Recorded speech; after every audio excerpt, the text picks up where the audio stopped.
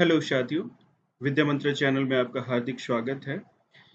ये मैंने आपको यूपीपीएससी प्रयागराज की वेबसाइट पे लेके आया हूँ और देखिए यहाँ पे एक जो बहुत ही इम्पोर्टेंट रिजल्ट जिसका हम लोग वेट कर रहे थे, technical education department UP lecturer mechanical engineering and workshop superintendent का आया है। और देखिए यहाँ पे ये रिजल्ट्स इन्होंने कल जारी किया है और ये रिजल्ट जारी करने के बाद इन्होंने देखिए कई सारी चीज़ों के बारे में अपना डिस्कशन किया है। इन्होंने साफ साफ ये बताया है कि ये जो रिजल्ट है अ, ये इस नोटिफिकेशन के तहत आया है और ये नोटिफिकेशन ऐसा है, ठीक है। और इसमें इन्होंने बताया है कि अ, लिखित परीक्षा का जो परिणाम था वो 5 अप्रैल 2022 को जारी कर दिया गया। उसके बाद 5 से 21 मई तक संपन्न किया गया साक्षात्कार और 238 रिक्तियों के सापेक्ष 238 अभ्यर्थियों को सफल घोषित किया गया और कर्मशाला अधीक्षक जिसको हम लोग वर्कशॉप सुपरिटेंडेंट बोलते हैं, उसकी 16 रिक्तियों के सापेक्ष 16 अभ्यर्थियों को सफल घोषित किया गया। अब मैं अगर यहाँ पे बात करता हूँ कि जो हमारा ये रिक्रूटमेंट प्रोसेस था,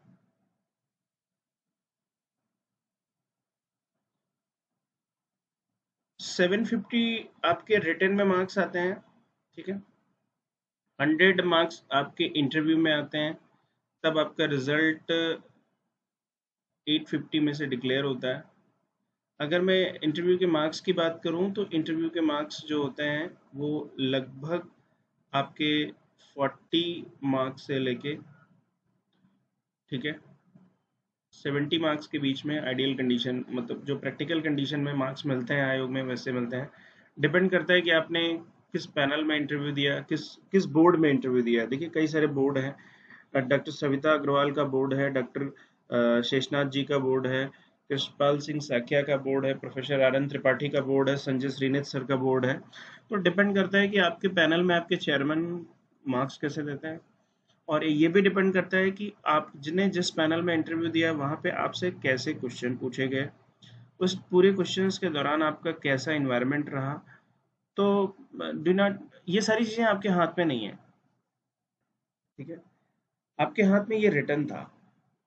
रिटर्न में जितने ज़्यादा से ज़्यादा आप नंबर ले आएंगे, इंटरव्यू में आपको 40 मार्क्स तो मिलने ही है, ठीक है। तो 40 मार्क्स तो मिलने ही है, तो आपको परेशान होने की ज़रूरत नहीं है। बट हाँ, जिनका चयन नहीं हुआ है उनके लिए थोड़ा सोचने की बात है कि एक पूरे प्रोसेस में जब आप सक्सेस नहीं होते हो तो आपको पता चलता है कि we have tried a lot और कुछ मार्क्स से हमारा चयन रुका है, तो ये बहुत मैटर करता है। लेकिन फिर भी अगेन मैं आपको रिपीट करता हूँ कि इंटरव्यू के मार्क्स के आधार पे आपका सिलेक्शन नहीं होता, ना तो अकेले रिटर्न के आधार पे होता है। अब आप पूरा का पूरा प्रोसेस देखिए कि जो जो प्रोसेस है उसमें इंटरव्यू का वेटेज कितना है और रिटर्न का वेटेज कितना है, ठीक है।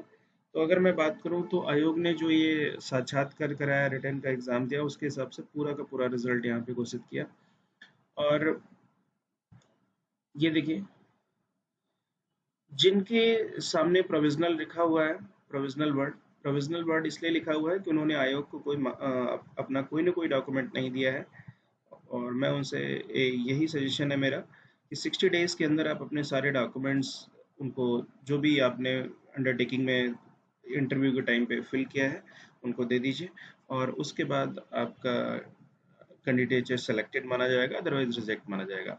यूपीपीएससी की रिस्पॉन्सिबिलिटी क्या होती है कि सबसे पहले वो अपना ये रिजल्ट डिक्लेयर करके कंसर्न डिपार्टमेंट को सबमिट कर देती है, बिकॉज कंसर्न डिपार्टमेंट ही उन्हें वैकेंसी के लिए नोटिफाइड करता है कि आप वैकेंसी निकालिए कंसर्न कंपिटेंट अथॉरिटी से अप्रूवल के बाद। और ये वैकेंसी तुरंत जो रिजल्ट निकाल के यूपीपीएससी उनको दे देता है। अब depending on the information and all वो क्या करते हैं कि कॉल लेटर्स भेजते हैं, मेडिकल के लिए कॉल करते हैं, पुलिस वेरिफिकेशंस के लिए कॉल करते हैं, उसके बाद रिस्पेक्टिव ज्वाइनिंग हो जाती है।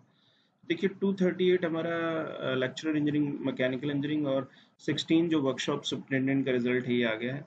और इसके फाइनल मार्क्स आपको पूरे सिलेक्शन प्रोसेस कंप्लीट हो जाने के बाद ही दिखेंगे। तो wishing you all the best जिनका सिलेक्शन हुआ है। और इसमें जो सैलरी का स्ट्रक्चर है वो इस तरीके से है, जिन लोगों का level 9A and level 9B, इस तरीके से कुछ स्ट्रक्चर है।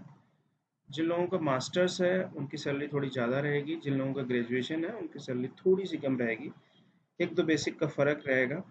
और अप्रॉक्सीमेट अगर मैं देखी जाए तो ये अगर मैं डीए अप्लाई कर दूं तो ये स्ट्रक्चर आएगा, आपका ग्रॉस बनेगा, इसको मैं बोलूँगा ग्रॉस। ठीक है, ग्रॉस सैलरी आपकी ये होगी। और आपका डिडक्शन में क्या होगा, एनपीएस कटेगा, नेशनल पेंशन स्कीम में आपके जो डिडक्शन होंगे वो ये होंगे। तो इस तरीके से मैं आपको बता देता हूँ कि this is one of the very good job.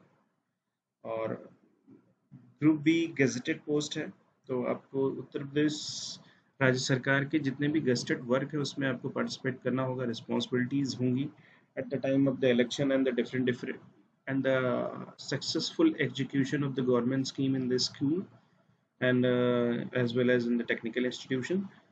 यहाँ पे एक चीज़ मैं आपको बता दूं, जैसे जैसे आप जॉब करते जाएंगे आप परमिशन लेके पीएचडी कर सकते हैं, मास्टर्स कर सकते हैं, लेकिन वो सब कुछ इन सर्विस होगा। ठीक है, आप रेगुलर कोई कोर्स नहीं कर सकते अगर आप जॉब ज्वाइन कर रहे हैं तो this is all about how you can predict this. Okay, thank you. Channel पे नए हैं तो सब्सक्राइब कर लीजिएगा, इस इंफॉर्मेशन को शेयर कर दीजिएगा। और भी कुछ अगर आपको पूछना है तो कमेंट सेक्शन में मेंशन कर सकते हैं। और हमारे टेलीग्राम चैनल को भी ज्वाइन करिएगा, जिसका लिंक हमने डिस्क्रिप्शन बॉक्स में दे रखा है। ठीक है, इस रिजल्ट का भी लिंक हमने दे रखा है डिस्क्रिप्शन बॉक्स में, लेकिन यह रिजल्ट आयोग की वेबसाइट से थोड़े दिन बाद हटा दिया जाएगा। ठीक है, थैंक यू।